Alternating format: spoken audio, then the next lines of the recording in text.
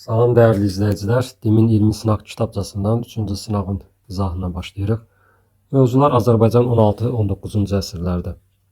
Səfəvi dövlətinin mərkəzləşməsi yolunda atılan addımları müəyyən edin. Şirvanşahların ləğv edilərək Səfəvi dövlətinin birləşdirilməsi.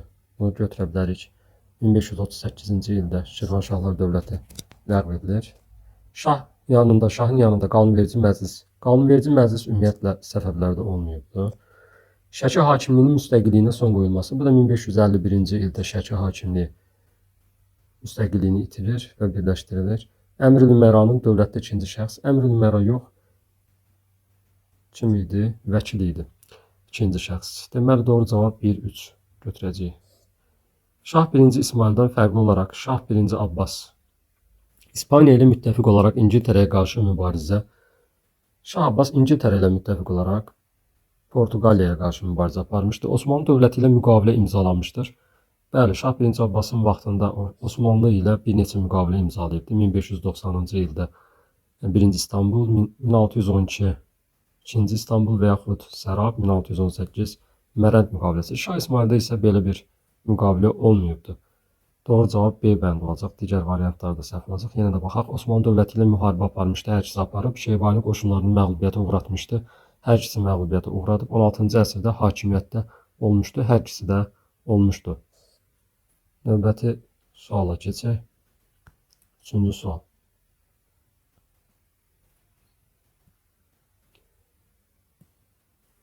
Eylerven diaqramına uyğun bəndləri müəyyən edin. Gəncə xanlığı, Bakı, Qarabağ xanlığı. Məliklərə qarşı mübarizə aparmışdıq. Qarabağ xanlığı. Rus qoşunlarının işğalına məruz qalmışdı. Bütün xanlıqlar, şimal xanlıqları Rus qoşunlarının işğalına məruz qalıbdı. Rus qoşunlarının dedik, Quba xanlığında nikah diplomatiyası vasitəsilə asılı hala düşmüşdür. Bu Bakı xanlığıdır. 1767-ci ildə Ziyadoğlu sülaləsi tərəfindən idarə edilmişdi. Gəncə xanlığı. Bayat döyüşündə qalib gəlmişdi. Qarabağ xanlığı. Deməli, 1-ə D, 2-yə C, 3-ə A-yə, 4-ə B, doğru cavab C bəndi olacaq. 4-cü suala gəlirik. 17-ci əsrin ikinci yarısında Səfəvi dövlətindən fərqli, Səfəvi dövlətindən ticarət imtiyazları almış dövləti müasir xəritədə müəyyən edin. Burada biz xəritədə indiki Türkiyə ərazisini görürük. Yəni, o vaxt Osmanlı nəzərdə tuturdu. 2 Almaniyadır. 3 İspaniya. 4 İngiltərə. 5 isə Rusiyadır. Biz bilirik ki, Səfəv dövlətindən ticarət imtiyazları alan 1667-ci ildə Rusiya olmuşdu. Şah Süleymanın vaxtında. Doğru cavab 5-i götürəcəyik. Y bəndi. Uyğunluğu müəyyən edin. Peterburq müqaviləsi, Bağdad, Gəncə müqaviləsi. Dərbənddən Gilana qədər Xəzəryanı bölgələr Rusiyaya ilhaq edilirdi. Bu 1723-cü il Peterburq müqaviləsidir. Deməli, 1-ə A olacaq. Bağdad müqaviləsi. Osmanlılar son 10 ildə işğal etdiyi əraziləri Səfəvilərə qaytarmalı idi. Bəli, 1733-cü ildə bu Bağdad müqaviləsinə aiddir. Ancaq Sultan təsdiqləmir deyə baş tutmur. Rus tacirlərinin Səfəvi dövləti ərazisində sərbəst və gömrüksüz ticarət imtiyazları bir daha təsdiq edildi. 1735-ci ildə Gəncə müqaviləsidir bu. Nadir xanla Rusiya arasında imzalanmışdı. Səfəvi dövlətinə aid götürəcəyik. Deməli, A, B, C. Doğru cavab B bəndi. Növbəti sual 6. Daha əvvəl baş vermişdir. Cavduşan, illərini yazaq, rahat görək. 1774. Qaraçəmən, 1761. Qarababa, 1809. Sultanbud, 1812. Aslandöz, 1812. Buradan da göründüyü kimi ilk daha əvvəl olmuşdur. Bunlar içərisində Qaraçəmən döyüşü 1761-ci ildə. Xəritədə ərazisi ulduzla göstərilmiş xanlığa aiddir. Bu xanlıq Şamaxı xanlığıdır. Şamaxı xanlığı. Biz baxaq, Şamaxı xanlığa aid olanları tapaq.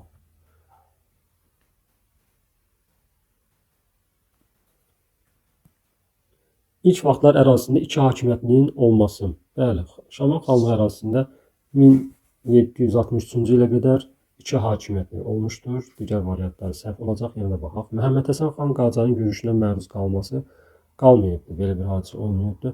Hacı Çələbi xanın asılılığını qəbul etməsi. Hacı Çələbi xanın yürüşü olub 1755-də, amma Şamaxı Qubalıları Quba xanlığının köməyi ilə bu yürüşü dəf etmişdi. Urmiya xanlığının asılılığı altına düşməsi belə bir hadisə də olmayıb, yürüş eləməyibdir. Qızılqaya xəyanətində iştirak etməyibdir. Cavab A bəndi. 18-ci əsrin 20-ci və 90-cı illərində Azərbaycan tarixinin oxşarlığı 1720-ci illər, 1790-cı illər. Bu tarixlər biliriksə 1722-23-cü illərdə Rusiyanın hücumu yadımıza düşə bilir. 96-cı ildə də yenə də Rusiyanın hücumu Zubov. Rus qoşunların yürüşünə məruz qalması A bəndi biz götürəcəyik doğru cavab.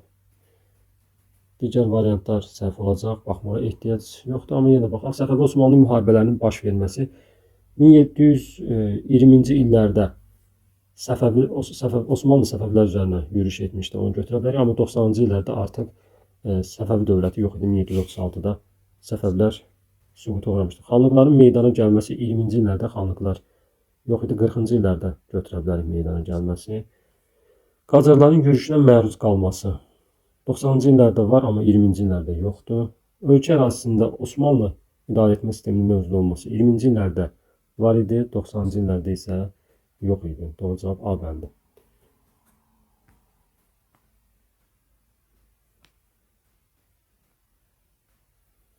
Növbəti sual. 1578-90-cı illər Səfəvi Osmanlı müharibəsinə aid deyil. Niyazabad döyüşündə Osmanlı qoşunlarının məğlub edilməsi aid deyildir. Niyazabad döyüşündə Osmanlı qoşunları məğlub edilmişdi. Bu hadisə doğrudur. Krım xanlığının Osmanlı dövləti ilə müttəfiq olması olubdur. Yəni Krım xanı Adil Cəray, hətta Molla Həsən döyüşündə girovda götürülmüşdü məğlub olaraq. Şeybanilərin Səfəvilərlə müttəfiq olması. Şeybanilərlə Səfəvilər heç vaxt müttəfiq olmayıblar. Bu hadisə baş verməyib, aid deyil. Əksinə Şeybanilər Osmanlılara ikinci cəbhədə kömək etmişdir, ikinci cəbhənin açılmasında. Bu aid deyil. Şahid Məhəmməd Xudaybərin hakimiyyəti dövründə başlanması, bu doğrudur.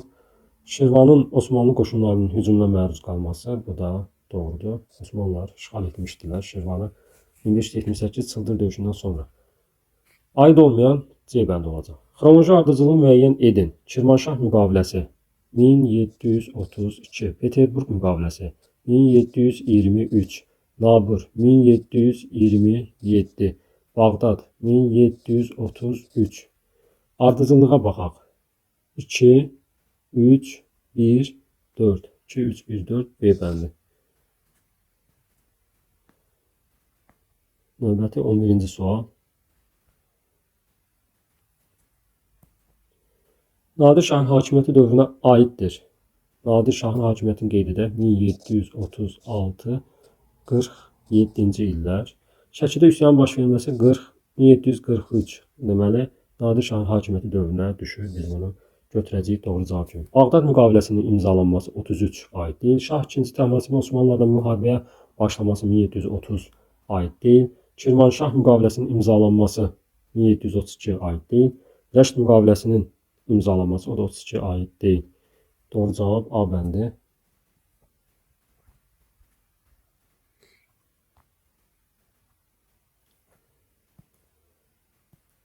Şah II. Abbasın hakimiyyəti dövrünə aiddir. Şah II. Abbasın hakimiyyəti dövrü 1642-66. Deməli, əhalinin siyahıya alınması Şah Sultan Hüseyin 1699-1702 bu getdi. Peterburq müqaviləsinin imzalanması 1723 aid deyil. Qəsr-Şirin müqaviləsinin imzalanması 1639 bu düşür Şah Səfinin dövrünə. Stepan Razinin başçılığı ilə Rus-Kazak dəstələrinin ölkəmizə basqınları 1667-68 bu da aid deyil.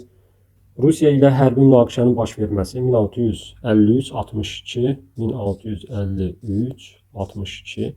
Gördüyünüz kimi bu da Şah II. Abbasın hakimiyyəti dövrünə düşür. Doğru cavab Y bəndi. 18-ci əsrin əvvəllərində Səfəvi dövlətinin tarixinə aid deyil. aid olmayanı soruşur. İqtisadi böhranın baş verməsi, iqtisadi böhran 17-ci əsrdə başlanmışdı, 18-ci əsrdə də davam edirdi. Bəylərbəliklərin ləğv edilməsi bu aid deyil. Nadir Şah Osmanlı dövlətinə, Səfəv dövlətinə son qoyduqdan sonra ləğv etmişdi. Bu da düşür 18-ci əsrin 30-cu illərinə. Bu aid deyil. Doğru cavab B bəndi. Mərkəzi hakimiyyətin zəifləməsi, hakimiyyət zəif idi. Doğrudur. Əhalinin siyahıya alınması 1699-1702 düşür 18-ci əsrin əvvəllərinə. Mərkəzi hakimiyyətə qarşı üsyanların baş verməsi, üsyanlar da baş vermişdi. 1707-11-ci illərdə Çar Balakəndə, Şirvanda üsyanlar baş vermişdi. Kirmanşah müqaviləsinin şərtlərinə görə İrəvan, Gəncə, Şirvan Səfəvlərə verildi. Demək, Kirmanşah müqaviləsi 1732-ci illərdə Səfəvi və Osmanlı arasında imzalanmışdı. Şərtə görə Araz sahil sərhəd olmalı idi. Şimal Azərbaycan Osmanlıda, cənubi isə Səfəvlərdə qaldı. İrəvan, Gəncə, Şirvan Səfəvlərə verilirdi.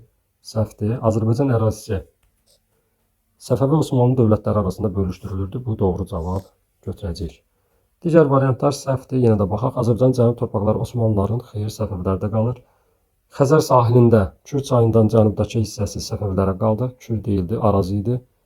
Kür çayı Səfəvi və Osmanlı dövlətləri arasında xeyir, bunu da dedik, Araz çayı idi. Doğru cavab B bəndi.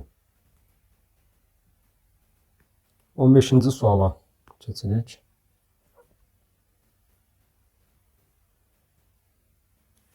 O 17-ci əsrin ikinci yarısına aiddir. Yəni 1650-1700 arası. Vərənd sülhünün imzalanması 1618 səhvdir. Sınıq körpü döyüşü 1618 səhvdir. Rusiya Səfəvi münaqişəsinin baş verməsi 1653-62 bayaq dedik. Bu düzgün cavab olacaq sizə. Qəsr Şirin sülhünün imzalanması 1639 səhvdir. İrəvanın Səfəvilər tərəfindən azad edilməsi bu Qəsr Şirindən əvvəl idi və Qəsr Şirində də təsdiq olunmuşdu. Getdi 17-ci əsrin birinci yarısına aiddir. Hansı müqavilədə Səfəvlərin itirilmiş torpaqlarının geri qaytarılması nəzərdə tutulmamışdır? Rəşd müqaviləsində nəzərdə tutulmuşdu 1732-də Kürdən cənubdakı Xəzər sahili torpaqlar. Gəncə müqaviləsində də nəzərdə tutulmuşdu. Terik çayından cənubdakı bütün Xəzəryanı Səfəvi torpaqları geri qaytarılırdı. Kirmanşah müqaviləsində də nəzərdə tutulurdu Araz çayından cənubdakı torpaqlar 1732-də. Peterburq müqaviləsində isə belə bir şey yox idi. Əksinə Dərbənddən Gilana qədər Xəzər sahili ərazilərin Rusiyaya keçməsi 1723-də belə bir hadisə olmuşdu. Bağdad müqaviləsində də nəzərdə tutulurdu 1733-də. Osmanlıların son 10 ildə tutduğu əraziləri geri qaytarmalı idi. Səfəvlərə amma qaytarmır. Doğru cavab D bəndi. Bizdən nəzərdə tutulmuşdu dediyinə görə biz Bağdadı da götürürük. Əgər qaytarılmışdı desəydi biz Bağdadı götürə bilməyəcəkdik. Çünki qaytarmırlar. Sonra təzədən Nadir müharibə ilə geri almışdı.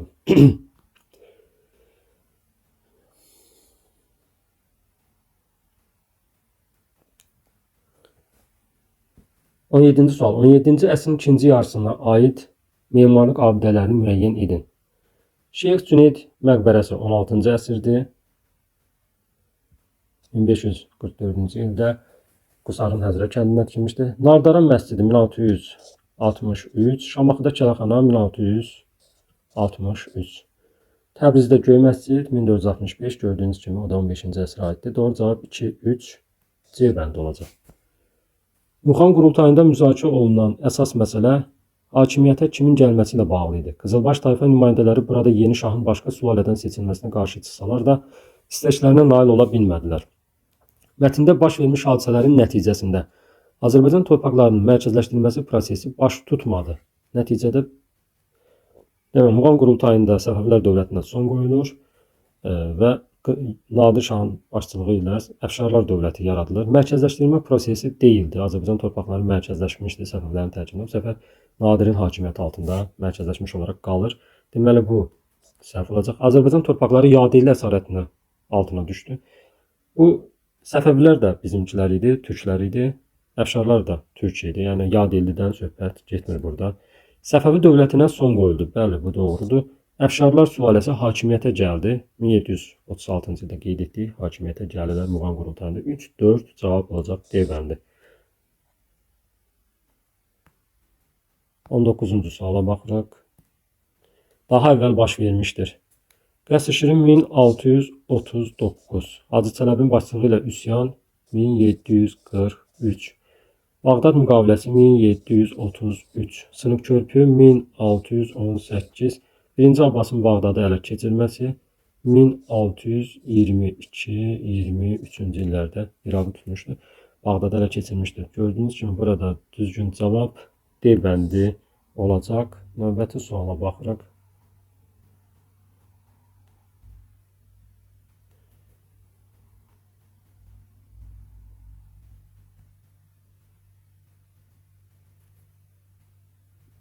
İrəvan xanlığı Gəncə xanlığından fərqli olaraq biz İrəvana aid olanı götürürük, Gəncəyə aid olanları götürməyəcəyik. Fərqli olaraq türk mənşəli sülalə tərəfindən hər ikisində türk mənşəli sülalə idi. İrəvanda əvvəlcə Əfşar, sonra Qacarlar, Gəncədə isə Ziyadonlular. Bu da Qacarların bir qolu idi. Bizdən fərqli soruşur. Gürcü qoşunlarına qarşı mübarizə aparmışdı. Hər ikisi aparmışdı. İrəvan xanlığı 2-ci İraqlı ilə, Gəncə xanlığı da İraqlının Qızılqaya xəyanətində, həmçinin 780-83-cü illərdə Qarabağ və Gürcülər Gəncəni bölüşdürmüşlər, iki hakimiyyətlik qurmuşdular. Rus qoşunlarının işğalçı yürüşünə müqavimət göstərmişdi. Hər ikisi ciddi şəkildə müqavimət göstəribdi. İstər İrəvan xanlığı, istərsə də Gəncə, Cavad xan. Azərbaycanın şimal torpaqlarında meydana gəlmişdi. Yəni, şimal torpaqlarında ikisi də mövcud idi. Həm İrəvan, həm də Gəncə. Osmanlı dövləti ilə həmsərhəd olmuşdu. Təkcə bu İrəvana aid olacaq.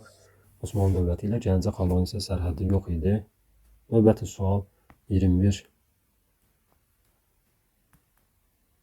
Hadisə nəticə əlaqələrinin doğru verildiyi bəndi müəyyən edin.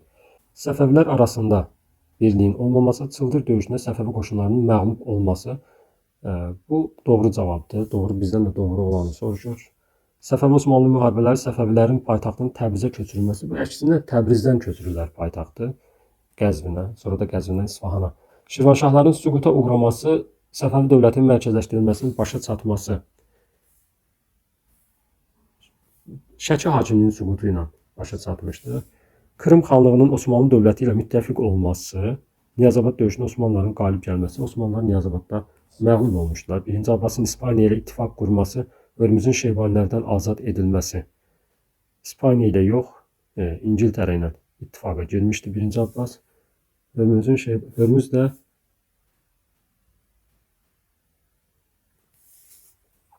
Birinci Abbasın İspaniya ilə ittifaq qurması, Hörmüzün Şeybanilərdən azad edilməsi. Hörmüz Şeybanilərdən yox, Portugallardan azad edilmişdi. Doğru cavab A olacaq. 22 və 23-cü soru. Gülüstan sülhünə görə Qacarların tərkibində qalan şimal xanlıqlarını müəyyən edin. Gülüstan sülhündə İrəvan və Naxçıvan xanlıqları qalmışdı yalnız Qacarların tərkibində, şimal xanlıqları içərisində. Doğru cavab B olacaq 1813-cü ildə. Quba xanlığına aiddir Dərbəndin birləşdirilməsi. Bəli, aiddir. 1759-cu ildə, 1759. Qarabağ xanlığının asılı hala salınması. 1780-81-ci illərdə uğursuz yürüşlər etmişdi Qarabağ xanlığına, alınmamışdı. Qacarlar sülaləsi tərəfindən idarə edilməsi. Xeyr, Qacarlarda yoxdur.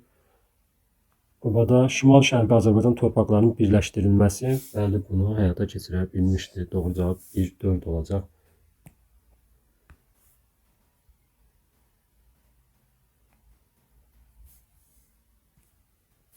Birinci Rusiya-Qacar müharibəsinə aid döyüşləri müəyyən edin. Qarababa döyüşü 1809, Birinci Rus-Qacar müharibəsi 1804, 13-cü illərdir. 1809 aiddir. Sultanbud 1812 aiddir. Cavanbulaq döyüşü 1827 aiddir. Aslandüz 1812 aiddir. Sərdarabad döyüşü 1827, bu da aiddir. Doğru cavab 1, 2, 4. Türkmənçay sülhünün nəticələrini müəyyən edin. Azərbaycan torpaqları, deməli 1828, Rusiya və Qacarlar dövlətləri arasında iki hissəyə parçalandı. Nəticələrini müəyyən edin. Bəli. Ermənilər kütləvi şəkildə Azərbaycan torpaqlarını köçürüldülər. Bəli, 15-ci maddəyə əsasən. Rusiya ilk dəfə Xəzər dənizində donanma saxlamaq hüququ əldə etdi. İlk dəfə dediyinə görə səhvdir, çünki Gülüstanda biz bilirik ki var idi. Səfəvi dövləti ərazisində Rus tacirlərinə gömrüksüz ticarət hüququ verildi. Səfəvi dövləti artıq olmadığına görə bu səhvdir. Cavab Qacarlar dövlətinə aid olmalı idi. 1-2 götürürük. Doğru cavab. Xronoloji ardıcılığı müəyyən edin. Nadir şah elan edilməsi. Nadirin şah elan edilməsi 1736. Bayat savaşı 1748. Nadir şahın Hindistana yürüşü 1739, 38'də başlamışdı yürüşə. 39'da Hindistan'da artıq döyüşmüşdü. Şirvanda 1. Sam Mirzənin başçılığı ilə üsyan 1743. Ardıcıllıq olacaq. 1, 3, 4, 2. 1, 3, 4, 2.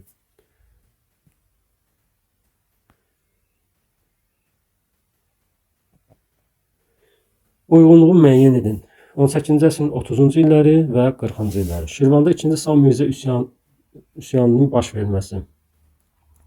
1743'dür. Bu düşəcək. Bura 1743. 40. Nabur müqaviləsi 1727. Heç birinə düşmür. 20-ci illərə düşür. Nadir şahın sui-qəsd nəticəsində öldürülməsi 47. O da düşəcək. 2-yə 1747. Şamaxı əhalisinin Ağsu şəhərinə köçürülməsi 1734 düşəcək 1-ə 30-cu illərə. Osmanlıların 3 kilsə 3 məclisin döyüşündə məğlub edilməsi 1735, o da 1-ə aid olacaq. 27-ci sualda belə getdi. Gəlirik mətn sualına. İbrahim Xəlil xan mövcud vəziyyətdən çıxış yolunu Siyanovla razılıq əldə etməkdə gördü. Onun Siyanova razılıq verməsinin bir sıra daxili və xarici səbəbləri var idi. Nəhayət tərəflər Kürəkçay kəndində razılığa gəldilər. Xan və onun varisləri və xanlığın bütün əhalisi Rusiya təbəliyinə qəbul olunur və onların üzərinə Rus çarına sadiq qalmaq tələbi qoyulurdu. Xanın xarici siyasət məsələlərinin Rusiyanın nümayəndəsi ilə razılaşdırılması isə onun müstəqil xarici siyasət hüququnu itirməsi demək idi. Mənbədə bəhs olunan xanlığın adını yazın. Hamınız bilirsiniz yəqin ki, bu Qarabağ xanlığıdır. Gəlirik digər suala. Mənbədə bəhs olunan xanın Rus generalı ilə görüşməyə razılıq verməsində məqsədlərindən ikisini yazın. Birincisi, xanlığı qoruyub saxlamaq. Yəni, daxili müstəqillik belə olsa qoruyub saxlamaq. Düzdür, Rusiyadan asılı vəziyyətə düşürdü. İkincisi isə Qarabağ xanlığı tərkibindəki xristiyan məliklərini neytrallaşdırmaq siyasəti idi. Bu iki cavabı doğru götürürük. Gəlir 30-cu sualda deyir. Mənbədə bəhs olunan müqaviləyə əsasən Rusiyanın xanlıq qarşısında götürdüyü iki öhdəliyi yazın. Rusiyanın öhdəliyini biz yazmalıyıq. Bütün şərtləri ehtiyac yoxdur. Xanlığı himayə etmək, bir bunu götürəcəyik. Bir də Rusiyanın həmişə, hər zaman, yəni bütün zamanlar üçün Qarabağda yalnız xan nəslindən olanları hakimiyyətini tanıyacağını söz verirdi. Amma bildiyimiz kimi Rusiya heç bir müqaviləsinə, bağladığı heç bir müqaviləyə sadiqlik nümayiş etdirməmişdi, şərtlərinə əməl etməmişdi. Bu qədər əziz dostlar, izahları bəyənirsinizsə, xoşlayırsınızsa bəyənməyinizi istəyərdim. Sağ olun, növbəti izahlarda görüşərik.